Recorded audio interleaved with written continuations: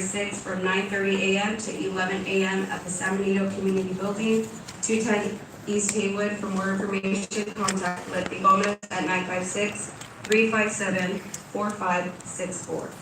The Youth Soccer League registration deadline is extended to Friday, February 8th. Ages are 3 to 10. It is co-ed and the cost is $60. For more information, San Benito Parks Department at 361-3830. The third annual Resaca City Bike Tour, Saturday, February 9th at 8 a.m. T-shirts to the first 100 registered. For more information, contact the Chamber at 361-9111. The 13th annual Pre-Valentine's Day Dance, Saturday, February 9th from 8 p.m. to 12 midnight. Doors open at 6:45 at the San Benito City Hall, which is located at 826 East Stinger. The cost is $15 per person, and for table reservations, call Ray Avila at 956-245-1666. The San Benito Youth Baseball Softball League. The 2019 spring registration through February 15th. Cost is $35. The last day to register is February 16th at the late cost of $45. For more information, contact Sal Castillo at 536-601. President's Day will be Monday, February 18th. The City of San Benito will be closed and will resume on Tuesday, February 19th.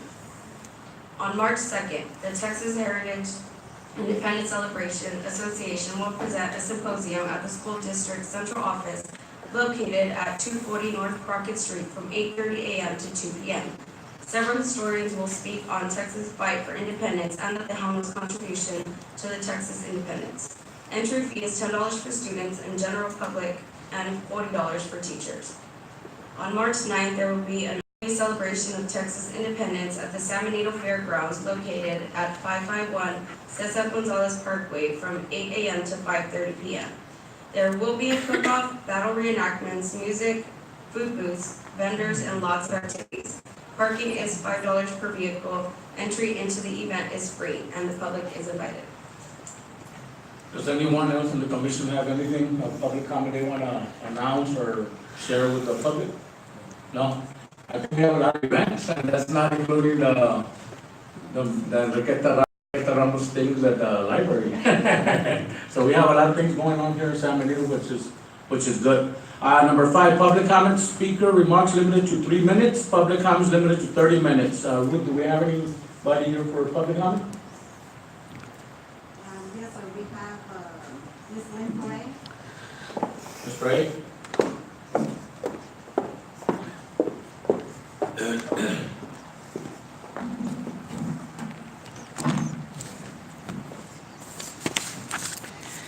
Good evening, Mayor, City Commissioners, and everyone here. I and others appreciate the job many of our city officials are doing, but feel there still needs to be more transparency and accountability. I would ask our commissioners to look at tonight's agenda and ask themselves if they could honestly take action or vote on most of the items solely based on the agenda as published alone. That'd be ridiculous. You would need more facts and documentation to make informed decision and discussion and assume that you have that information in your binders. But as observers and citizens, the agenda is the only information we receive and depend on you, the mayor, and commissioners to share with us during these meetings. Consider using all the tools we as taxpayers provide to you to share info in meetings. The live stream was a great start. Use a big screen for graphics, docs, pictures, visuals while the agenda item is being discussed. We should all want more citizen involvement, and this is another way to encourage that through transparency. Regarding tonight's agenda, I would like to hear a thorough discussion on item number 13. What has been the prior profit or loss to the city for these events under the care of Cool River? What are the future profit and loss projections for the city for these 3 events that are mentioned that a contract is about to be entered into? On to the next item. On Saturday, I did a First Amendment audit at the San Benito Police Department. on video on YouTube. I was asked a couple times if I needed help by the PD. I said no. I was not impeded or obstructed in any way. I was also pleased to see the complaint forms are still available 24/7 in the lobby with a lockbox to hold drop submitted forms. Thank you. As we say in the internet world, it was a pass. But there was something that did disturb me and should disturb everyone in this room. I would like to ask the City Commission to take immediate action and have the tattered, tired flags owned and maintained by the city disposed of properly and replaced immediately. I can show you current pictures I took Saturday and I took today. Shamelessly displayed out of the San Benito Police Department. Can anyone answer where and how many flags are currently be displayed on city property? I know of the police department, city municipal building, and the Veterans Memorial. And I know you can't answer any of my questions, but I just wanted to put it out there. That should be part of our regular maintenance. And I'm going to close by saying, remember Ricky Trevino. 59 days and still no answers.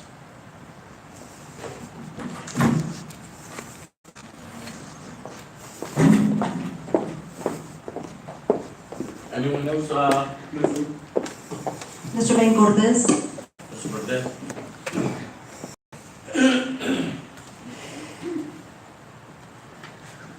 Commissioners, Ben Cortez, concerned citizens from New York. During one of the meetings, I heard Mr. De La Rosa say that the CDBG funding for a certain period had been approved by HUD. For public information, I got the breakdown of the two entitlement grants, and only 10% in both areas go to public services. Mr. De La Rosa said he called HUD, it had been approved. I called HUD, and they referred me to the entitlement course training manual, which indicates that there is a criteria to follow when you're performing the CDBG grant. You have to have a citizens participation committee. You have to have the public services come forward with how many people they're going to serve, and that gives them the amount of money that they're entitled. All this can be downloaded on the internet, which I was told to do to get the information. The program has to follow these guidelines. You can't do what you want to. And unfortunately, there's nothing on the streets here. It's all about public service. It's about education. It's about providing for the elderly, the Boys Club, all those nonprofits. The food pantry serves 6,000 people a month. They got $6,000. That's $1 for each person they serve per month. That's ridiculous. This money should be spent like it was supposed to be. And you can have the new EDC director download this manual, because it tells you exactly what's available and what's not available. 70%, no less than 70% of this grant needs to go to public services, education, recreation. That's why we have the condition that we're in. For the last two entitlement grants, they've been misappropriated. And somebody needs to read the manual and do it properly. Are you going to pay the money back? That's what happened. I was president of the Citizen Participation Committee at one time, and we had to pay the money back because we had corrupt politicians that took that money and used it wrong. And unfortunately, I was there, and we had to pay that money back, so that means when you pay it back, there's no more help until that money is paid back. So I encourage you, if you want to do something about the city manager misappropriating funds or running the program wrong, it has to be done right. There's too many kids out there, there's too many families, the elderly, that are not getting the entitlement from this grant. Thank you very much. Thank you. Anyone else? No, sir. It's just a new logo they're talking Okay, about moving starting. to item 6, presentation presentation for the Cameron County Complete Count Committee for the U.S. Census 2020 by Honorable Sylvia Garza Perez, Cameron County Clerk. Ms. Sylvia Garza Good Perez, timing. speaking on the U.S. Census 2020. I walked in just in time. Yes, you did.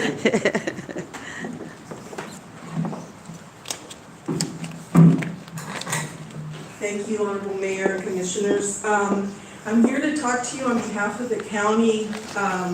The 2020 census is about a month and 1 year away.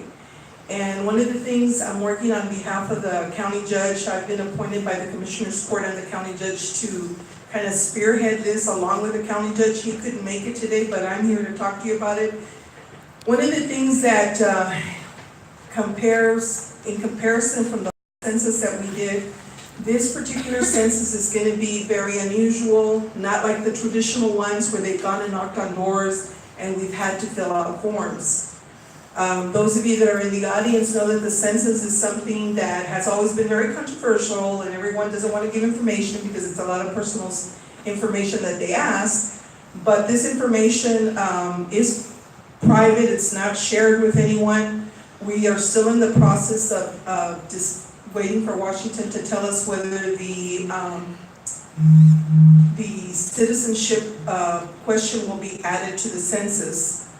My concern and the reason I want to come, and I'm going to all of the municipalities in Cameron County and to you as the leaders of this city, is to tell you that the upcoming census is going to be very difficult this time because it's going to be technology driven.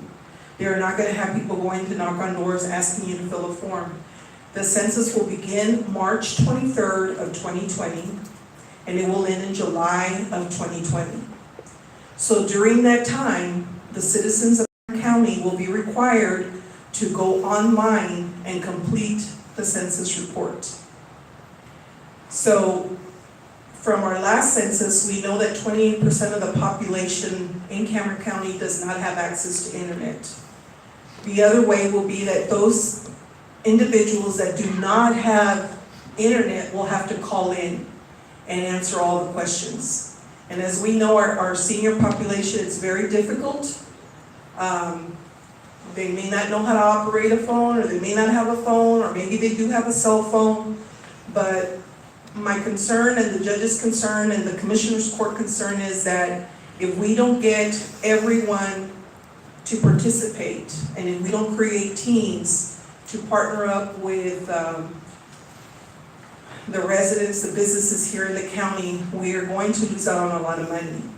And that money that we get from the census covers a 10-year period. I think in the example that I sent over, I don't know if you all received it, or I know my staff was sending it out, but I'll give you a simple kind of math equation here. When we had the census the last time, basically we were getting about, per person, let me see, it's about, let me look it up here on my phone and my glasses because I'm getting older and my eyesight is not as great as it used to be. Y'all are supposed to say, not that old. Just kidding. We actually were getting paid $1,568.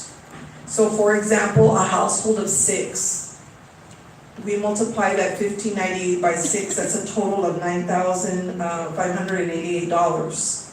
If that particular household in Cameron County does not fill out their census, over a 10-year period, the county in this area would lose $94,080. So approximately in Cameron County, we have a population of 432,000 people. If we don't get those 432,000 people to respond to the census, we're talking about billions of dollars. So I'm coming here today and I'm going to make this very short. We have created a count committee. We had our first meeting 2 weeks ago. We're going to continue having these meetings. Ms. Sanchez is on that committee. We would like to get all of you all to invest in being part of that committee. We can have a committee meeting here in San Benito if you all want to host it. We'd be glad to do that. The committee basically is going to be helping us to partner with businesses, partner with the school districts, partner with the churches, the faith-based churches here in the community, in all the county area, to make sure that we build teams that are actually gonna get people to come out and come and complete these census. We cannot do it by ourselves, and we need you. And I know that you need the money, the county needs the money. We have so many projects that are coming this way. These dollars, if we miss out on them, you know, affects our school districts, affects our roads, and affects our economy and potential jobs that we could get into this community. So I'm just here to